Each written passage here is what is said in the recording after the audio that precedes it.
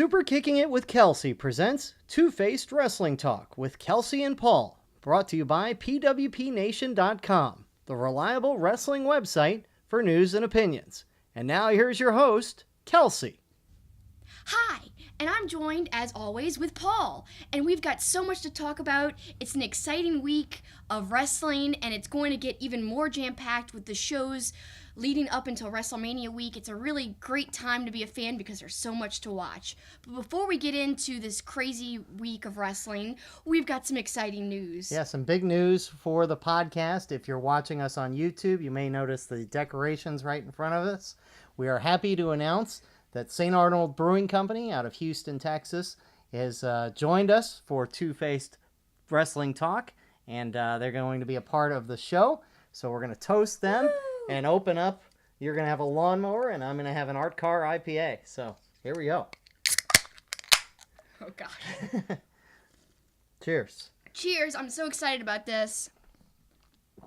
Thank you to our friends at St. Arnold. We'll be talking a lot more about them as this show goes on, because they could play a huge part of your weekend if you're coming to Louisiana for WrestleMania. More on that later in the show. But let's get to it. And earlier today, we tape on Wednesdays, and we had the New Japan Cup come to an end overnight with Zack Sabre coming out on top, something we predicted a couple weeks ago. We did. But no surprise there, huh?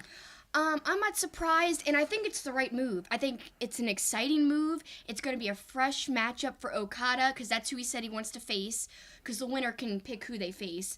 And I'm so glad he picked Okada, because like I said, it's going to be very exciting moving forward.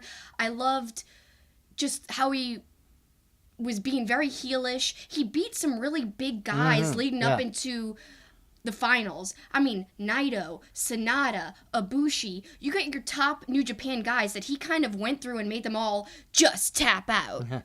He was really good, and we mentioned a couple weeks ago, he's not my favorite wrestler because I'm not a huge fan of ground-based submission stuff, but what he does is really exciting to watch in that realm. The quickness that he moves from move to move, the deliberation of targeting a body part. The one thing I did point out to you that you hadn't noticed, the one thing I'd like to see him do when he does these moves is he will lock in a move and deliberately, like he's about to do something, and set it up, and the guy will be screaming, and he lets it go after like 2 seconds. Like, he doesn't hold the move very long. I don't know. I feel like he's doing such a quick succession of holds and moves. I like it. I don't think there's anything wrong with it, and I didn't notice that. No, you didn't. But, it again, not a big deal. It's just he's so dramatic setting up the move, and then he releases it like 2 seconds later. It seems like he should hold the move a little longer. But well, let us know if you guys think that. I'd like to know if anybody, listening or watching agrees with you. Yeah, or has even noticed it, because it was just something I noticed in the match against Tanahashi. But regardless, he was great through the tournament. The match against Sonata, I think, was actually even better than the championship match in that tournament. I think so too, because you remember, as we talked about last week, as you alluded to, we're not huge fans of Zack Sabre Jr.'s style. Like, he doesn't excite us that much. But you saw me during that match. I was super like, oh my God, I wanted Zack Sabre Jr. to win so bad. I don't know why. I got invested in it. And that's like the telltale sign of a great wrestler. Despite his style not being my favorite, I got invested in the match because of him. Because I wanted him to win, because I liked what he was doing. I liked, those moves he was putting Sonata in. I don't know. It was great. I really liked that match. It really was. It was entertaining, and it'll be something to look forward to him and Okada. He said in a couple weeks he ended the show, telling Okada, you'll be tapping out in a couple of weeks, referring to the show Genesis. So that'll be fun to watch. Yeah, I can't wait for that. And also, it's important to note that he is the first British winner of the New Japan Cup. I think that's kind of cool. And the first Gaijin in 12 years to win. And Gaijin means foreigner. Yes. Outside of Asia. So I think that's pretty awesome. And unique and historic. So I'm excited for Zack Sabre Jr. And how about his post-match interview? They handed him a beer, and it was warm. Speaking of beer, cheers. Cheers. He mentioned the fact that What am I, a savage? You're handing me a warm beer, which I thought British people liked warm beer, so I'm Guess confused not. by that. I don't know. He wanted his beer cold, and rightfully so. This He's art- the New Japan Cup winner. This art car is not warm. It's cold and delicious. It is. Enough cheap pops. Cheap plugs. But that's a couple weeks away, Okada and Zack Sabre. But we've got a huge New Japan show this weekend. I'm so We're excited. going to be there in Long Beach. Strong Style Evolved. Let's just touch on a couple of the highlight matches because We haven't talked too much about this. You know? what's interesting is the full matchup card as of Wednesday had still not been released. We know three of the matches. I can't believe that's all that we know. It's sold out with only knowing one. Well, actually, wait, no matches. Right. That's insane to me. And even still, we're like a few days away. Yeah. Nothing is completely revealed. I think that's kind of exciting. Yeah. Suzuki better be there. My dream to see him better come true, please. I think we're gonna see him some point in the next month. But Suzuki Gun Ichiban. let's talk about that show. Obviously, the highlight match is going to be the Golden Lovers against the Young Bucks. It's a dream tag team match. Everyone's talking about it. It's going to be great. The newest episodes of Being the Elite is teasing it, giving more backstory to it, which I love. I love that Being the Elite gives thought into matches. And the Bucks are the ones kind of concocting this themselves. And, of course, Kenny Omega as well. So this whole latest storyline they're weaving in, for anyone who hasn't seen it, is Kenny Omega actually apologized, sent a video to the Bucks saying, "I'm sorry guys, I really didn't mean it when I said that Ibushi and I, the Golden Lovers, were the better tag team, that we were the best tag team in the world. The Young Bucks are the best tag team in the world." But then they show Cody Rhodes having Nick's laptop and altering the video to where it sounds like he's bashing the Young Bucks and saying that the Golden Lovers are the best. And the Bucks see that version, the edited version.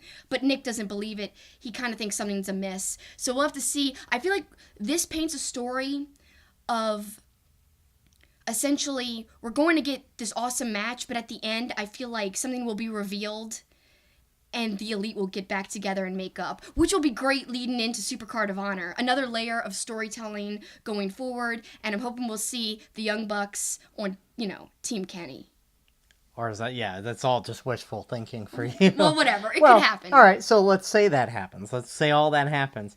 Then what happens to the Golden Lovers? Is this a one-match get together? And I think they're going to feud against each other soon. I mean, maybe they're going to have them together for a little bit longer, but the dream match everyone wants them to see with them together is them versus the Young Bucks, and we're about to get it.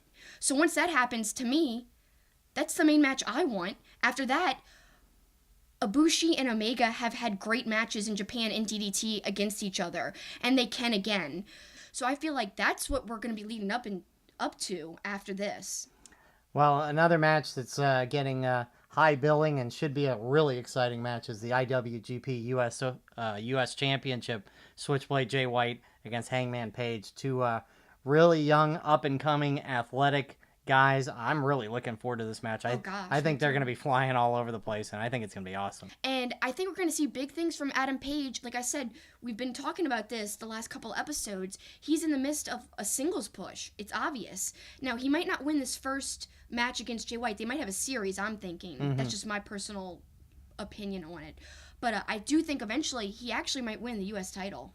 And then the other match that has been announced, a couple of legends, Jushin Thunder Liger and Rey Mysterio. Yeah. Some people aren't as excited about it. Because they're older, but yeah. I'm excited because Jushin Thunder Liger hasn't slowed down. For some reason, Japanese men seem to, be in the ring longer, be in better shape, and actually be healthy. Like Suzuki, who's 49 years old, still going strong, still, in my opinion, like the best heel in the business. So, I feel like age isn't a factor. Now, the only thing that is kind of a downside is Rey Mysterio got injured, but he's okay enough, apparently, to go on with this match.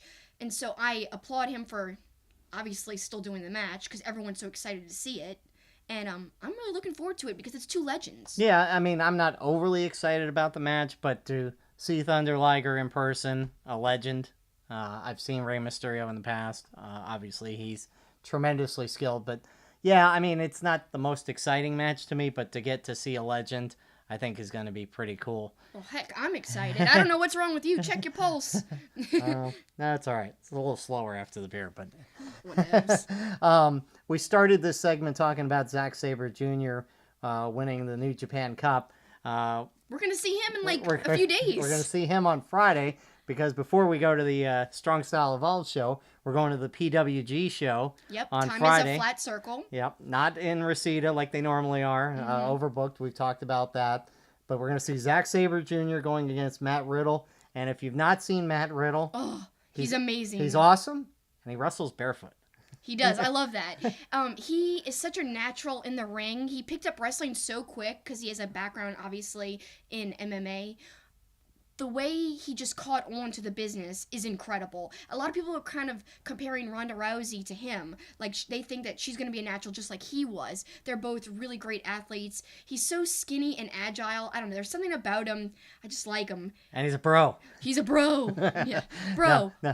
I can't wait to start cheering. Yeah, no, I'm looking forward to seeing him. We've been watching some PWG shows, and he is a lot of fun to watch. And speaking of watching old PWG shows, this week we watched the headliner in this week's show in California, Keith Lee, who's going against Chucky T, which we're excited about. Oh yeah, I can't wait. But we watched a match from Bola 2017, Keith Lee versus Donovan Dijak, and folks, I'm telling you right now, if you can find a way to watch this match, automatically it's one of the top 10 matches I've ever seen. It was incredible. It was insane. The things they were doing with their bodies, the flips, the agility. You've heard me talk about bigger wrestlers before. There's something about them that I love. When you've got a big, agile wrestler, that to me is like the cream of the crop, the top of the top. It's the best. And Keith Lee and Dijak are two of the best big men right now, especially Keith Lee. Yeah, Keith Lee is not svelte by any means, but he is unbelievable. Donovan Dijak just has gone to NXT since that show aired. I want to see more from him in NXT. Yeah, I'm hoping they're going to push him soon because he is amazing. So good. But let's talk about Keith Lee because speaking of WWE's, there's rumors about him as well. He would be a huge ad for WWE, but a huge loss for the independent circuit. Oh my God, he's huge amazing. loss. I mean, the guy is huge, and like you said, it would be a huge loss. I feel like he brings such an energy into the independents. He's someone you don't want to go to WWE right away. And WWE has so many people. NXT too. Their rosters are stacked. No, we talk about it all the time. We do, and I'm going to talk about it more next week. But they can't feature everyone. No. And if he does go to WWE, I hope he's someone who's used and featured right away. Because his talent, and not only his talent, but his personality is so good that he could go straight to the top and be successful and be over with the crowd. Well, he is amazing. Donovan Dijak is amazing. Again, find it. Battle of Los Angeles 2017. It was the finals. Semi-finals. It was the final DVD. Oh, the final DVD. Yes. But an amazing match and two amazing wrestlers. And really, it shows what PWG is all about and why we're excited. Even though some of the headliners aren't on this PWG. Like the Bucks aren't going to be there. But that's okay. I'm okay with who we're going to see, especially because Keith Lee, I've never seen him in person before. I've seen Ospreay. He's going to be there. We've seen him before, but I haven't seen Matt Riddle before in person. So those two people specifically, I'm super pumped for. Yeah, it's going to be exciting. So let's shift gears and go to WWE. And the time has finally come after all the talk by Kelsi about the final deletion, about it being her favorite thing ever in wrestling. Yep. Basically, it was the sequel, Ultimate Deletion, this time him and Bray Wyatt. I thought it was great. I think there was obviously some things from the first one, but I thought it was terrific. And if you're a wrestling fan, we've seen it on Twitter. A lot of people were really excited about it. The only thing I would say is if you're just a WWE fan, you owe it to yourself to go back and watch the original. But I thought this one was great. I thought it was somewhat delightful and somewhat wonderful. But, I don't know. It wasn't as, brokenly brilliant as the first installation from TNA, now Impact. The final deletion holds a special place in my heart. And if you've been following my content, you know how passionate I am about the subject. Yeah, just a hint. When the Hardys debuted at WrestleMania, you and I were there. You can attest. Yes. I was upset. Yes, you were. Because I thought this was the end of the broken character the way I loved it and knew it. Now, I'll say, the way I saw it presented in the Ultimate Deletion, I was surprised. I was pleased. I liked the way people were portrayed, like Senior Benjamin. I liked how they made the same references in some parts, like they, of course, still had Skarsgård, my dilapidated boot. I love that they still had that. Vanguard 1, Rebby, who is so talented. I will sing her praises forever. You've got a girl crush on her. I think I do. I'll admit it. She is strong. She speaks her mind. I respect that. She doesn't hold back. A lot of people don't like that. Heck, I love it. Yeah. She says, whatever's on her mind, and she's talented. She could do graphics. She helps with filming. Like she's done music. Yeah, she composed that song we heard her playing in the Ultimate Deletion. Just so many aspects of the Hardy stuff is done by them, and that's what I think makes it even better, because it's not driven by the creative team. It's the wrestlers wanting their own gimmicks to succeed. And that's why the Final Deletion succeeded and was so special to me in the first place. You could tell Matt and Rebby and the whole family put their heart and soul into it. And it really showed, I think, and came across on the screen. Yes. Some people hate it. Yes. Some people hate it because they think it's campy. But I like it because it's unusual, it's weird. But the reason why I give the Final Deletion the edge over the Ultimate Deletion is because there was no expectations. It was just pure. You weren't expecting, I don't know, this weird, unusual, almost like mini horror movie standalone thing that had never been done, really. And the thing that the Ultimate Deletion had it at its disadvantage was all the expectations, we all know who watched the first one, what the Final Deletion was like. And even they repeated some of the lines. Mm-hmm. But some of the lines that they repeated I liked. Like, I liked how he said, "We've invited all of you here." So he gives a reason for the camera being there. You just don't wonder why. Why is there a camera at their house filming this, if this is supposed to be like a feud? I think they kind of worked that in perfectly. And they did that, like I said, in the original and in this WWE version. A lot of people who I think really love it, I think are kind of people who'd never seen the original. And I'm not saying you can't love it and have also seen the original. I just feel like if you saw the original, it probably holds a special place in your heart because you didn't go in expecting anything. Well, my thoughts on it, because I'm not as invested in the Final Deletion, is I actually thought it started a little slow, and I was a little worried about that initially it kind of started slow, and I'm like, oh boy, this is not even going to be close to the beginning, or the Final Deletion. But as it went along, I liked it a lot. I liked the Benny Hill, bouncing around by Bray Wyatt trying to find him. Yeah. That was kind of funny. I liked the chair of wheels and the mower of lawns. I love the mower of lawns. I thought that was so well done. I was wondering if they were going to work in the lawnmower because that's the first time, he ruined Jeff Hardy's lawn. Right. So, and how about this? There was actually pyro in the WWE. I know, but they had to go outside of the arena to do it. They had to do it at Matt Hardy's home. That's the only way they could do pyro. Thank you, Matt Hardy, for bringing back the pyro. Scale to 1 to 10. Let me do it two ways. 1 to 10 on its own. Where would you put it? On its own, an 8.5. All right, and then versus Final Deletion. Does it lose a little bit of its grade? 7. Okay, so there you go. So there's the expert on the deletions. I mean, I've seen the Final Deletion. I know. 40 times maybe. I've seen it so much. Like, I almost know every line. I'm sure you know. I have ringtones. I made ringtones for my phone. When you text me, it says delightful. Yes. And when other people text me, it says delete. Yes. And Brother Nero. Yes, It says that a lot too. Brother Nero. Yes. So there it goes. Now, will there be a third version of this, do you think? I think they'll continue on with this, yeah.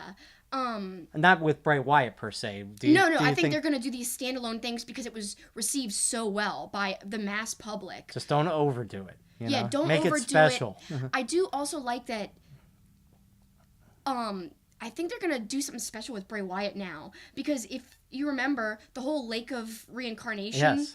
whoever goes in it kind of comes out a little different. So I think they might change up his character, after this storyline, using what happened in this match to change him going forward or to freshen him up or something. We'll have to wait and see.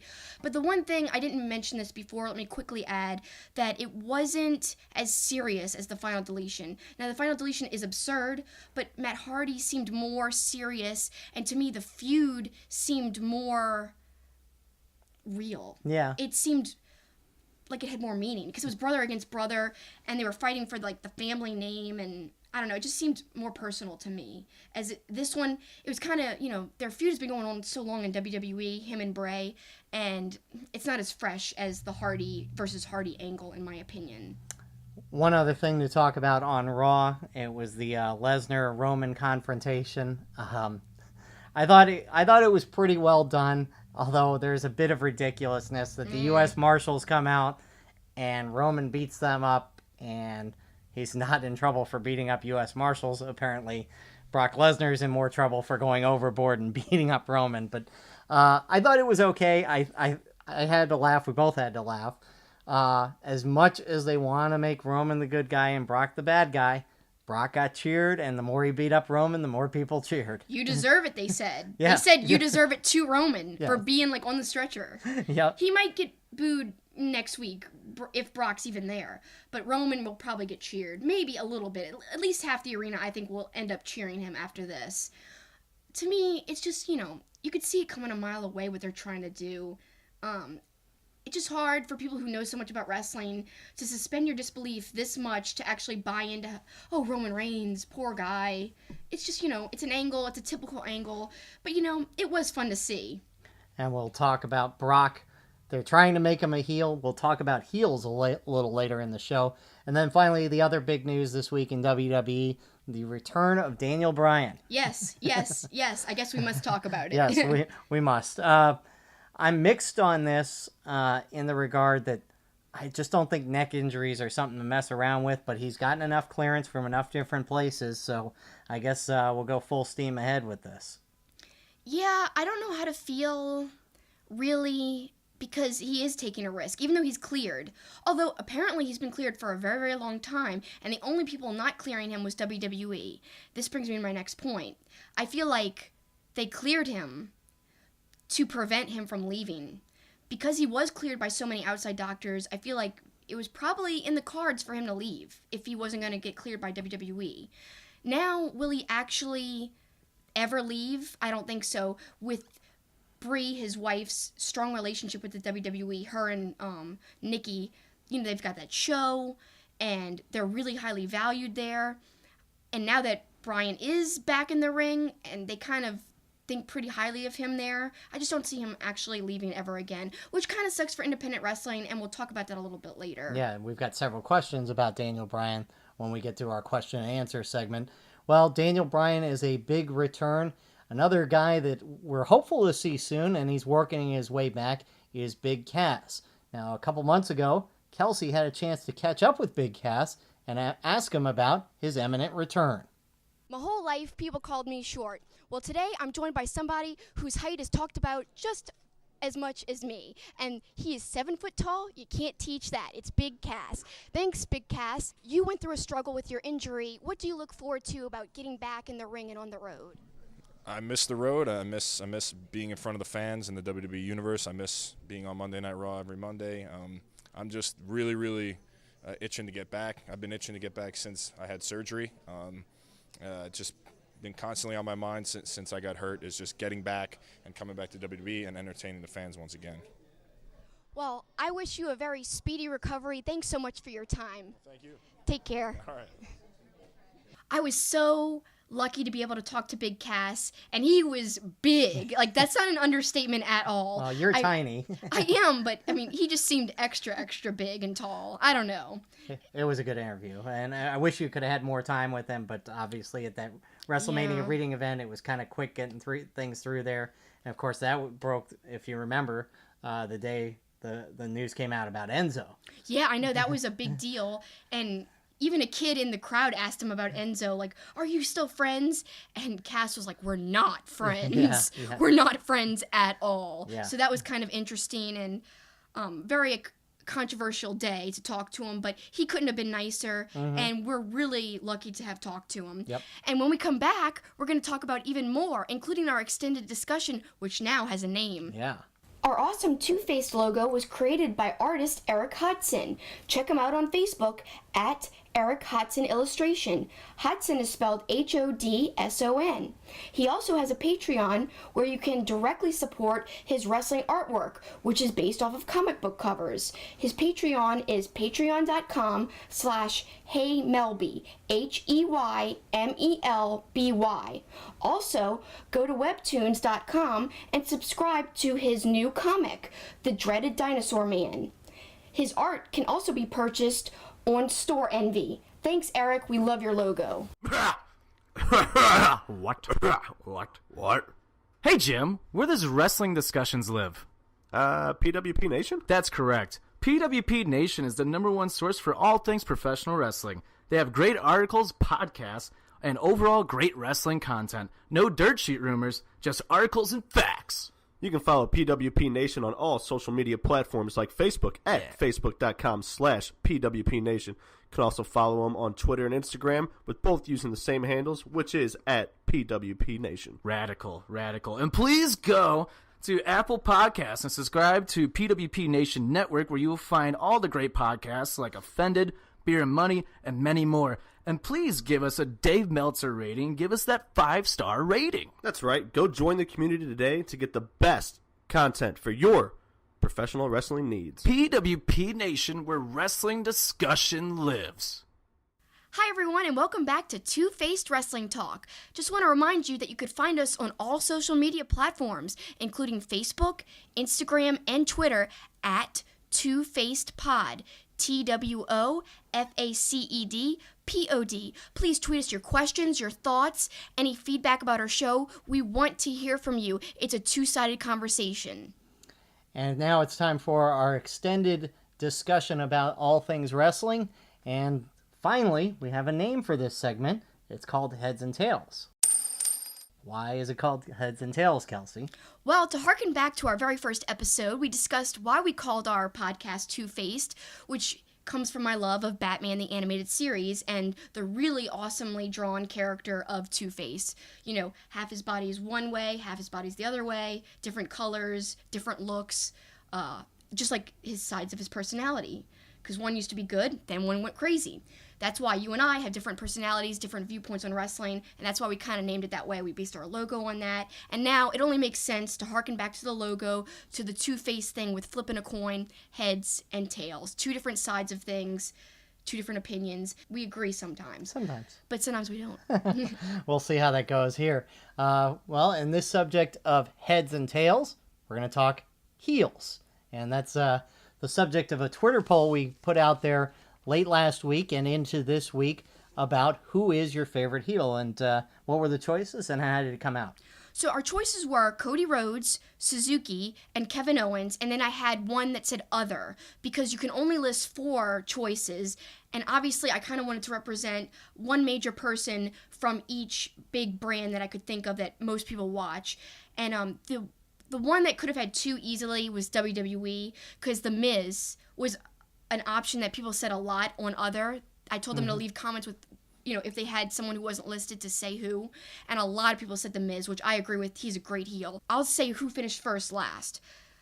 Who finished last was other, and we had all kinds of people named. Like I said, The Miz. Some people said Sami Callihan. We'll talk more about him in a second. And a lot of people said Tommaso Ciampa. Yeah, that's a good one, and he's definitely taking on the heel character right now. Oh my God, just walking out and being silent and staring at the crowd. Psycho looking. Yeah. Oh yeah, very psycho looking.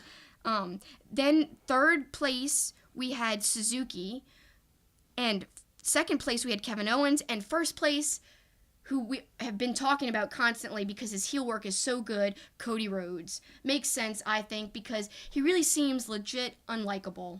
Well, as we get into the heel talk, we got to go back a little bit, and I'll go into my 80s and 90s wrestling, and the heel has evolved a lot.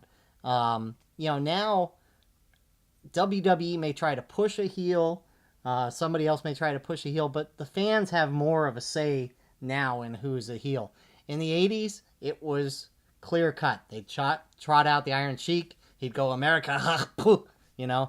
You'd have Nikolai Volkov singing the Russian national anthem. You know, and people really hated them. Oh, yeah. 'Cause this Like, is back legitimately in the day. hated, yes. Back in the day where people still believed it was real, kayfabe was alive and well. So it was a lot easier, I feel like, to actually hate these heels. Oh, yeah. And I mean, I can talk about going to NWA wrestling shows at like the Jacksonville Coliseum, where if the heel won, the rednecks would lose their minds, throwing beers into the ring and stuff. There could be riots sometimes. Yeah, like they legitimately couldn't stand when a heel got over, especially cheating and stuff like that. So it was a different time in the way a heel was portrayed. It was, you know, let's latch onto a character and make them a heel, whether and you know, like a gimmick, very gimmick heavy. $1 Million heels. Man, you know, was a heel because you know he portrayed all that was wrong with being rich. Vince McMahon might be the greatest heel of all time. I would say he's in between old school wrestling and now, but he was almost the most believable heel out of every heel ever. Because everybody hates their boss. Exactly. The most relatable type of hatred I don't you hate could have. I don't hate you, Jeff Brenner. I'm just kidding. Speak for yourself. He's kind of my boss, too. I do hate you, Jeff. Just kidding. I don't hate you at all. I swear. So, yeah, you're right. I mean, he was probably the greatest transitional heel. And now we get into today where there are heels. There are kind of bad guys. But we like the bad guys. They're cool. Now. Yeah. They're cool And now. that started with Stone Cold. Oh, You know, yeah. I think he was the first bad guy that suddenly, like, was really cool to love. You also have these tweener characters which are kind of good, kind of bad, like gray area. So there are hardly any clear-cut heels, but when you've got somebody like Cody Rhodes who can harken back to an old-school type of heel because he's so slimy. I use that word so much, but it's the best word I feel like to describe him. I can't really find a better, adjective to describe the type of person he comes off as. Rich, like, again, the kind of, he's got everything. He's got a beautiful wife. He's got money. He's a cheater. He's like a slime ball. Again, slime. That's what comes to mind. And he's so good. Well, we are going to talk about some of the modern heels a little bit. Yeah, let's talk about some. I mean, let's talk about, first of all, just the ones in the poll that we had as our poll topics. We already talked about Cody Rhodes. We don't really need to go into him more. Kevin Owens. But Kevin Owens is a perfect example. He is a despicable person. He's headbutted Vince McMahon. He's done all these bad things, but the crowd still loves him. The crowd loves him, and sometimes his personality, his true personality, shines through. Like if you see on Twitter, sometimes he tweets out nice things. A lot of times he keeps in character and he, busts on people and really is pretty harsh. But it shines through sometimes. So to me, he's not 100% the hateable heel, the old school heel, but he is so good on the mic, ripping on people, like especially like the commentary team. I love when he just rips them to shreds and says all kinds of Kills insults. Byron Saxton. It's the best. It's the best. It really is. And he's done a good job too in like house shows, like when he had the feud with Roman Reigns, where he made like the Roman Reigns fan kid cry and stuff at the house show, and didn't have any sympathy for the kid and stuff. So he does do good heel work. He is a good heel, but you're right. Sometimes that personality sneaks through.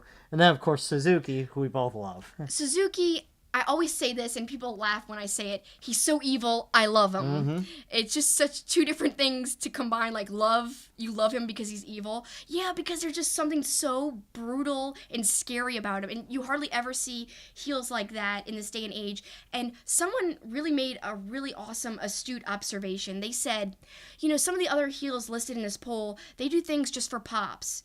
For a big pop, whereas Suzuki comes off like a legit, scary, evil guy. He really just wants to hurt everybody. Yeah, like he wants to go out and just kill people and sideline them, basically.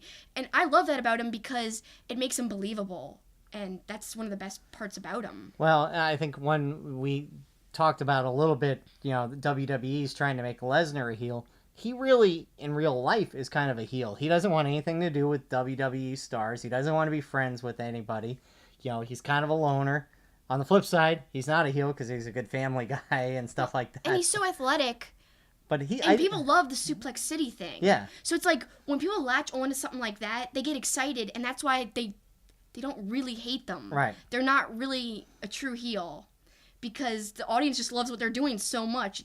There's no way. Like Marty Scurll's a good example of that too. Yeah. He calls himself the villain, but even he said he's not really a heel. There's so many gray areas, and he kind of fits into that gray area, and he's so relatable because he talks about how everyone has a darkness, how everyone has a dark side to them, and that's almost relatable. So you really can't hate someone who's so relatable and funny, and I don't know. He's definitely not a true heel in the classic sense of the word. And a great entrance, and the crowd loves him. Yeah. But at the same time, he resorts to heel tactics with the umbrella, now with the powder. So Marty Scurll certainly is a little bit of a heel, but kind of a beloved heel. One that actually is a heel right now because of something that happened in Impact Wrestling that they've now woven into the storyline a little bit is Sami Callihan. He had the mistake where he tried to hit the chair with a baseball bat, grazed the chair, fractured a bone in the eye, and so... Of Eddie Edwards. Right.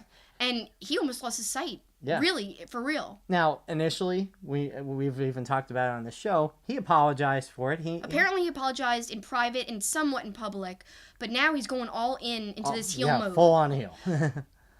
I suggest you listen to his interview with Chris Jericho on Talk is Jericho from this past week.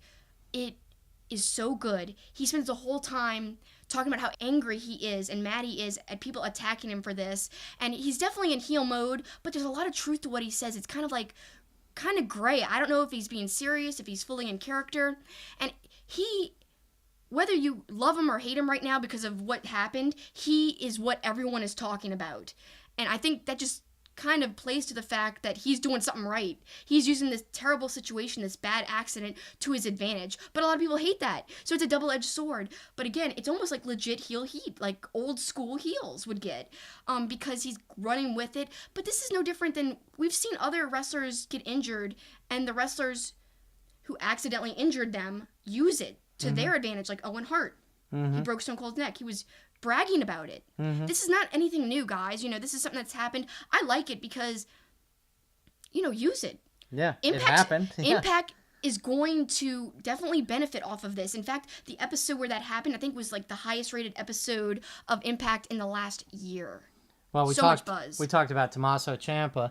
Obviously, I've mentioned that I don't like the fact that they broke up him and Johnny. I thought they were one of the best tag teams in the world. It sets up a great feud, but Tommaso Ciampa right now is a guy that fans legitimately hate because they love Johnny wrestling so much. Yeah, I know. I mean, he's playing his return and going all in with his heel character. He's just playing it perfectly. And what I would like to see is a little bit less, that last time we saw him come out to the ring, it was so long and drawn out. To me, yeah, it might intensify the heat a little bit on him, but no, as an audience person watching at home, it takes me out of it. So quicker, keep the intensity because it's perfect, but just quicker little bursts of it. Any other heels come to mind that you wanted to touch on? Let's talk about The Miz a little bit. He's been great. Obviously, we might see him and Daniel Bryan. We'll talk more about that in a little while, but before we move on, I want to do some quotes about heels and basically spoken by some of the heels on our list. Let's start with Zack Sabre Jr., who we've been talking about a lot today. Zack Sabre Jr. says, "Tanahashi, you're a legend, but legends have to die. The only thing holding you together is hairspray and athletic tape." Perfect heel statement. And I feel like his best heel character is obviously right now in Suzuki Gun, in New Japan Pro Wrestling. He's really intensifying his bad guy persona, and it's working for him. He needs something to make him stand out more than just his wrestling ability. It's given him more of a personality. I like it. Yeah, I do too. And now let's go to a Marty Scurll quote. He says, "Every fairy tale needs a villain." And that's not like too harsh of a statement, but I just love the way it sounds. No. And it's true. He's a villain to an extent, but again, he's I think of the people we just talked about, the ones that you could say really feel like legitimate heels right now are certainly Sami Callihan and Tommaso Ciampa. I think they have legitimate heat where the fans are all against him. Oh, yeah, I agree with you on that. And that's part of what makes a great heel. And my last quote, talking, like you just said, about Sami Callihan, and this comes from the Talk is Jericho interview, which I can't recommend highly enough. It's so good. Please listen to it if you haven't. You will enjoy it. I'm going to talk more about it next week as well. So Sami says, you want someone to get hate. There's going to be racists and horrible human beings that you meet in your life. There's always going to be that. Not every human being is good and bad. There's levels to everybody. And that's how wrestling characters are. So why does it matter what we do or what we say in character to garner certain reactions? Then Jericho has a great response, and he says, I always say it's a lot easier to make people hate you than it is to make them like you. But once they start hating you, it's hard to keep them hating you because every great villain always turns into a babyface. And I'm not just talking wrestling. I am talking Terminator, Darth Vader, Hannibal Lecter, the Joker. And if you really drop into a heel character where people think, this guy's really a jerk and not just playing a character. Even though that's the ultimate way to play a character, that's when you've struck gold. But a lot of people will crucify you as a result.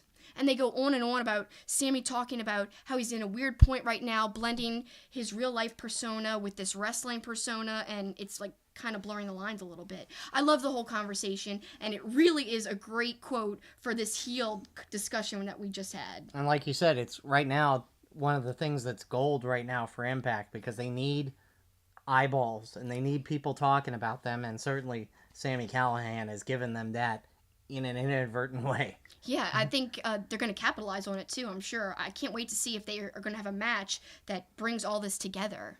Can't wait. Well, that was a great discussion. I don't know which of the two of us is the heel. I think we all know I'm the heel. I am certainly not the heel. You're the baby face, for sure. When we come back, we're going to take questions from you, and we're going to talk a little more about our sponsor from St. Arnold. That's when we come back to Two-Faced Wrestling Talk. Tricky, come on. You know Mr. Brightside is the best killer song. No, it's not, dude. No, it's... Oh, crap. Dude, we're live. We're live. What? We're live.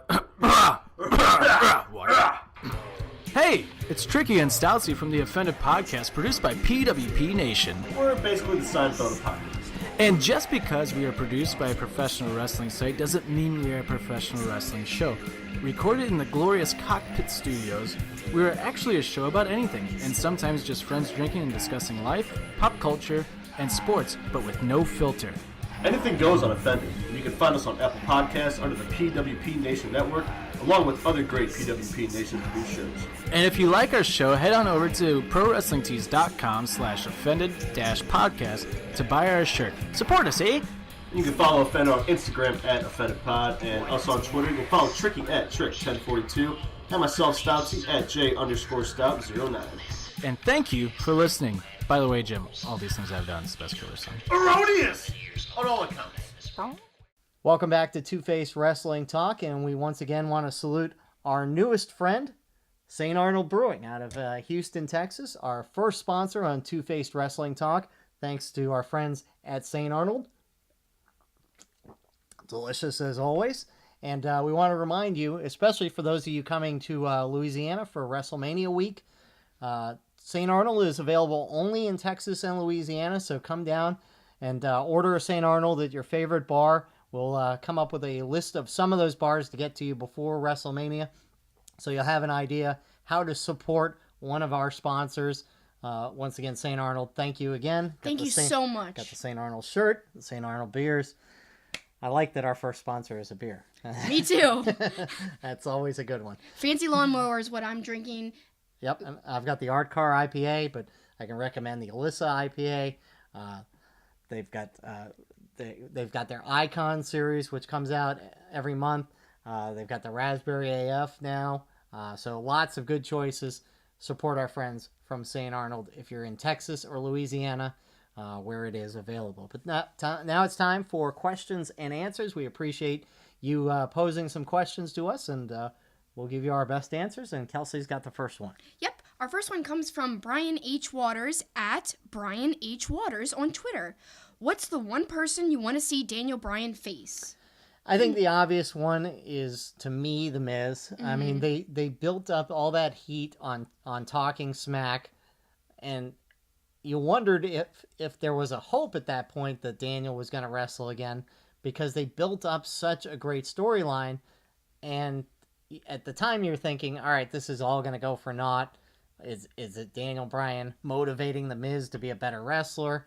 So now the fact that they could actually wrestle is exciting to me. So that would be the one I'm most excited about. But look, I mean, even some of the guys he wrestled on the independent scene that I've never seen him wrestle, I would like to see as well. So I think there are a lot of great options. Yeah, I feel like I definitely want to see Daniel Bryan versus AJ Styles eventually, but I agree with you, The Miz. You got to pay off that storyline that we thought would never actually come to fruition to where they would meet in the ring. Now it's a possibility, and I think it's going to actually definitely happen. They'd be silly not to capitalize on this. All the legwork's basically done.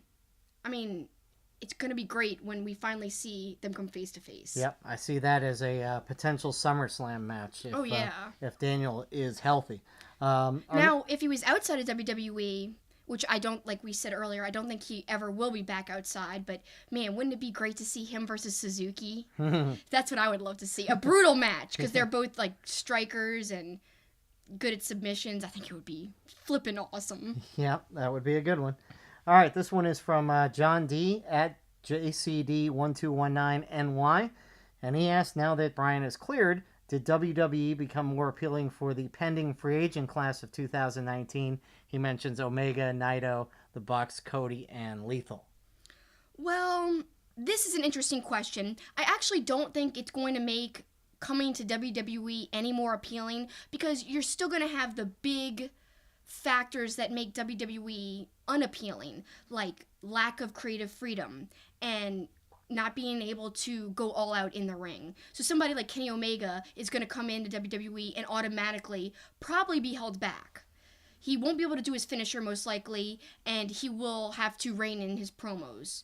So to me, someone like that is not going to be swayed by Daniel Bryan being on the roster. Yeah, I'm sure everyone really respects Daniel Bryan and would love to wrestle him again, because some of these people that John mentions, Bryan has already wrestled. So to me, I just don't think they're going to just jump to WWE just because he's back. Yeah, I mean, I'll take it a step further. I don't think any guy is going to bank his entire career and the direction his career is going to go on the hope of wrestling one guy. Because it doesn't work that way. Yes, there's dream matches out there, but I don't think anybody's altering their career to make that match happen. And secondly, I still will go back to what I said towards the beginning of the show. I think Daniel Bryan's neck is still an X factor. And, say somebody really did want to just go to WWE for that one reason, and Daniel's neck gets re-injured. And this guy has made a decision to go to WWE to face Bryan and may never face him. That's not going to happen. So no, and I don't see it. Now, I don't see people wanting to go to WWE because of him, but if he would have been on the independent scene, I feel like people might have left WWE, because I feel like it would have started a movement. Like, we talk about the Yes Movement. It would have been a legit Yes Movement outside of WWE, because people would be intrigued. I think it would have done wonders for the independent scene. I mean, it's already really great right now with the Bucks and Cody and Kenny Omega. There's so many great big names out there, but this, I think, would have brought it up to another level to where it would have been serious competition for WWE. Very, very serious. I would have loved to have seen that happen. All right, next question. Dave asks, and he's on Twitter at Dave, Pozefsky, how do you think the firing of KO and Sami will play out? What's the goal of this angle? And then, to piggyback off of that question, Talkamania also asks, and they're at Talkamania on Twitter, what did you guys think of the Daniel Bryan, KO, and Sami segment at the end of this week's SmackDown Live? Well, I thought the segment was well done. I mean, obviously, they turned on Daniel after he fired him, which was fairly obvious. I think these questions are tied together because I think it is setting up fairly obviously to me that Daniel and now Shane have a like enemy in KO and Sami, and so that'll be a tag team match at WrestleMania, which I like for one reason, in that Shane won't have a solo match. I'd rather see him in a tag match, and much like what we talked about with Kurt Angle coming back and wrestling. I kind of feel the same about Daniel Bryan. If they do have him in a tag match with Shane, it kind of takes the heat off of him a little bit on being a star right out of the box, coming back from injury. So I think the last 2 weeks of SmackDown are certainly setting it up for that match at WrestleMania. I have to agree with you. I mean, it's pretty clear what they're trying to do. Even the beatdown, you could see coming a mile away, kind of. It was pretty obvious. It was well done. The actual beatdown itself reminded me a lot of when Sami Zayn had won the NXT title and KO turned on him and beat him up. It was really reminiscent of that for me. And so I think it was well done, the whole ending of the show. But we know what it's leading to. And like you said, you're glad to see both Shane and him in multi-man tag match. But to me, I can't wait till this angle is over. I want to see more bigger things, better angles that haven't been kind of played out for so long. Because this whole Shane, Daniel Bryan, KO, Sami thing has been going on for so long. Not in ring, but like outside of the ring. Just the story is going on and on. So I can't wait to see more for all of them. And I'm ready for Shane not to have a WrestleMania match. I love Shane. I was so excited when he came back, but I don't feel like he needs a big match every WrestleMania. Yeah, and also this obviously sets up great match potentials of Sami versus Daniel, Kevin Owens versus Daniel. I think those would be both outstanding matches. Now, I would be super pumped for those, so I can't wait till we kind of go past this and into that. Our next question is from Oz Marley at Steel Post Media, and he wants to know who we think will dethrone Okada, and will it be Zack Sabre Jr.? I don't think it will be Zack Sabre Jr., but I am happy about the matchup, because like I said earlier, it's fresh, it's new. Who is going to beat Okada? That's the big question, because he's running out of people that he's never faced before. Now that brings me to my next point. I don't feel like it's going to be somebody new that he hasn't faced that's going to beat him. I feel like it's going to be somebody like Naito or Omega, and that's who I want it to be. Because I can't wait for Omega Okada 4. I feel like that needs to happen, and I feel like Omega might win the title eventually. That would be a great direction for the company to go in. Kenny Omega is so over. He would be the right person to kind of bring New Japan to even more global eyes. Well, and going back to an earlier discussion, I think if it is going to be Omega, it could be at Wrestle Kingdom. And you could keep Okada with the belt all the way till then. And you would give the Golden Lovers a chance to run its course, basically. Let it go for almost a year. Let them wrestle a little bit. And so or wrestle each other and break up. And eventually maybe break up for a chance at the title. You know, something like that. Who knows? So I think Omega's the obvious choice. I could see it being Ospreay at some point, maybe. I don't know. But, you know, they have a splintering of their faction, and I could see that happen. Who knows? I mean, I could see Naito for sure. He's also really over, one of their best people in the company. Very, I don't know, he performs well every time. I could see it being him, but only time will tell. It will. All right, next one. The Blade Job at The Blade Job Show. Thoughts on WWE merging their pay-per-views back to multi-brand? Is this the end of the draft already? Will the shakeup even matter at this point? Is it time to shake up the GM commissioner roles with Daniel Bryan returning to the ring? And do we really need a GM and commissioner anyway? Well, I think I'll work in reverse order. Do we need a GM and a commission? No. We need one at most. We don't need two positions of authority on each show. Agree. I think the person should be a non-active wrestler. So going back to your Shane point, that means no more wrestling for Shane if he's going to be the GM. You know, I'm fine with it just being Shane and Steph. That's fine with me as well. You know, will the shakeup even matter at this point? I think it'll still matter if you're still talking about two different shows. You know, you're talking about your weekly product. I think it will still matter because, it gives, in theory, although this hasn't always been the case, the opportunity for more guys to get TV time. Now, obviously, Roman Reigns eats up 20 minutes every show talking, whatever. But, and then finally, as far as the pay-per-views themselves, I'm okay with it. I'll harken back to something I said 2 weeks ago. I would like to see the tag team division and the women's division just have one champion each, and those could be fought for on the shows. And then during the course of the month or whatever, on respective shows, you could have them bounce back and forth or whatever. But Fastlane was a perfect example. I just don't think there were enough matches there to warrant it being a pay-per-view. So I think merging the brands back together for the pay-per-views is a good idea. Yeah, there was and a lot I'd be of fine filler. with less pay-per-views too. There's a lot of filler there.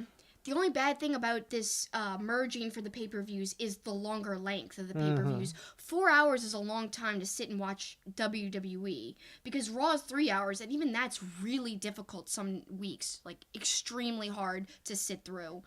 Now, I think it's a great idea that they're merging the brands for pay-per-view, but that's the only place I want to see the brands merge. I do want them to keep the separate shows, because then the shows are kind of on a more equal footing.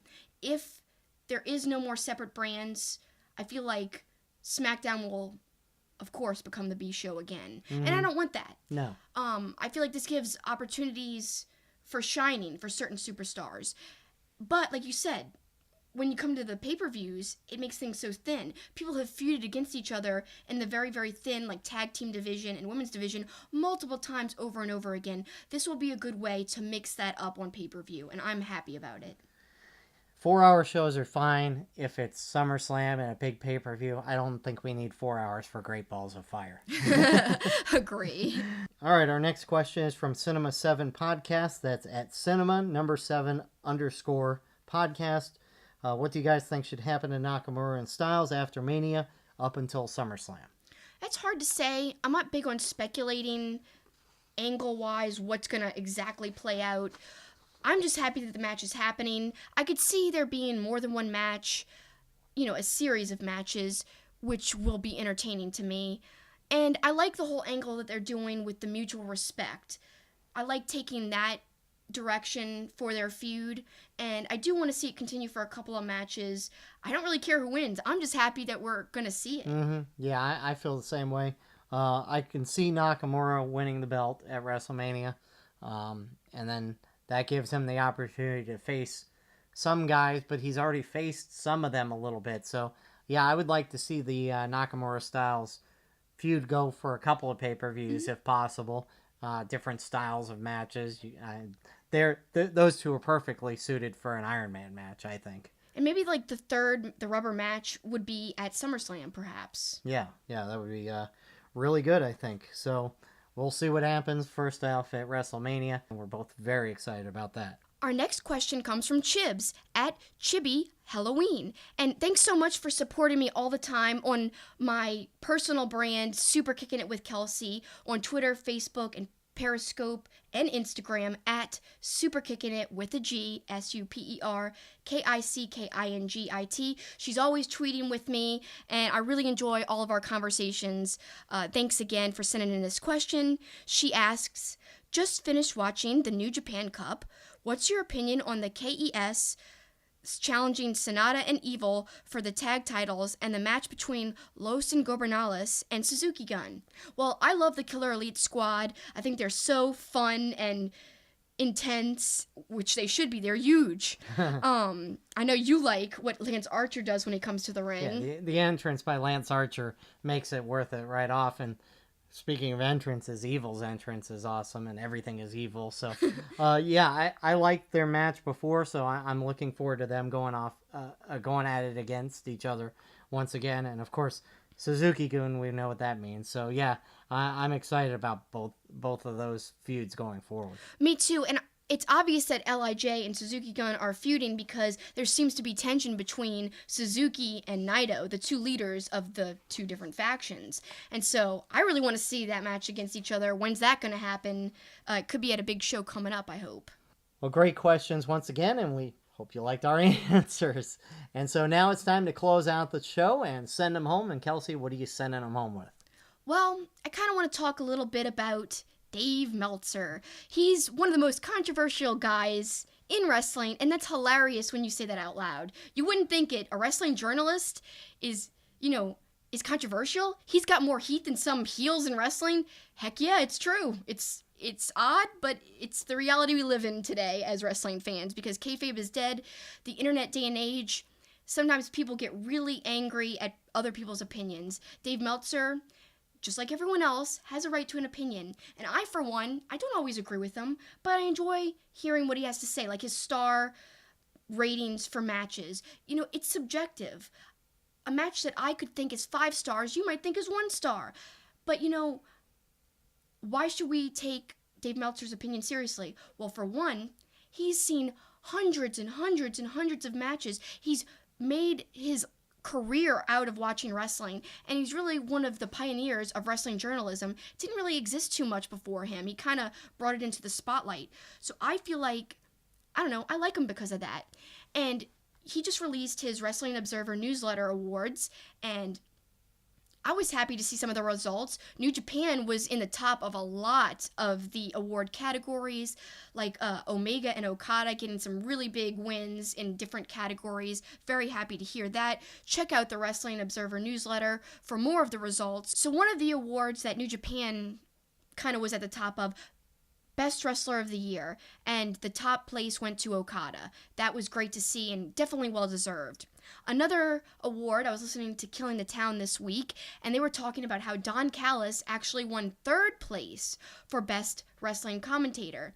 Now, you might be saying, he didn't win. Why are you talking about 3rd place? Well, it was funny. They were talking about the numbers and the percentages of exposure. It's kind of crazy that Don Callis finished just behind Mauro Ranallo and Corey Graves, even though he's got like 500 less times the exposure.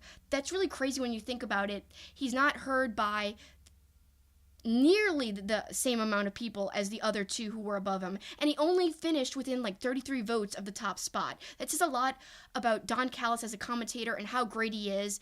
And in my book, if, you know, it was my awards, Don Callis would definitely get the top spot because, you know, Mauro Ranallo is good, but he's not my favorite because I feel like he kind of is always high and excited. Like, his voice is always, oh, yeah, Mamma Mia!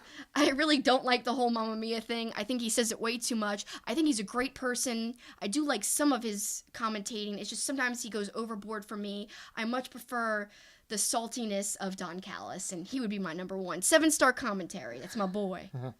Well, my final thought is along the same lines, and it is about Corey Graves, who finished 2nd in that poll, but he is absolutely my favorite. I think WWE, one of the best decisions they've made in recent memory is putting Corey Graves on both Raw and SmackDown. Now, makes for a challenging travel schedule with him.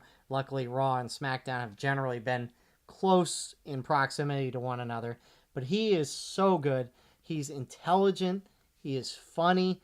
His interactions with whether it was with Booker T, and now with Coach, and then on SmackDown with Phillips, shut up, Tom, and with Byron Saxton, shut up, Saxton.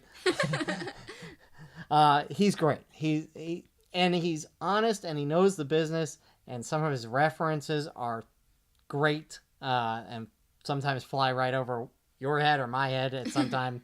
You know, he is what a wrestling announcer should be. I think he is the best, certainly in WWE, since I would say Bobby the Brain Heenan. I really like him, yeah. I agree.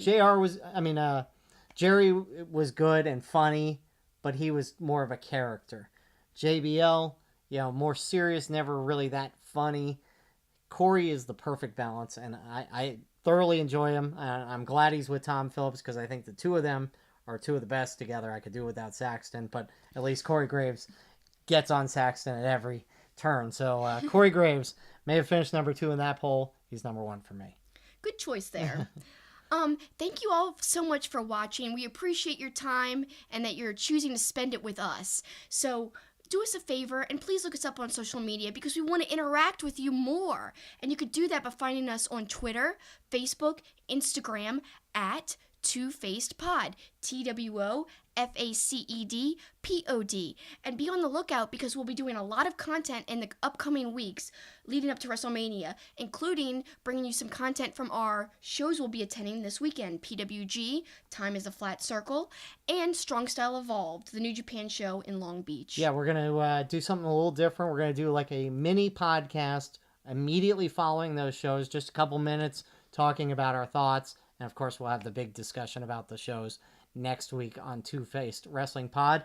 And the other thing we want to get you on is getting you on our mailing list and tell folks how they can do that. Yeah, if you want to be the first to find out when our episodes drop on every platform, I'll send you a link where to find us, like on Stitcher, on Spreaker.com, on Podbean. I'll give you all those links first if you send an email to twofacedpod@gmail.com. TWOFACEDPOD@gmail.com. And we'll also give you our show notes. We'll give you some sneak previews of what we'll be talking about. And we might even ask for your advice on what we should talk about next. Yep. So make sure you be on the lookout for that. Make sure you follow us. And we appreciate all of your support. And we appreciate the support of St. Arnold Brewing. Welcome aboard Two Faced Wrestling Pod.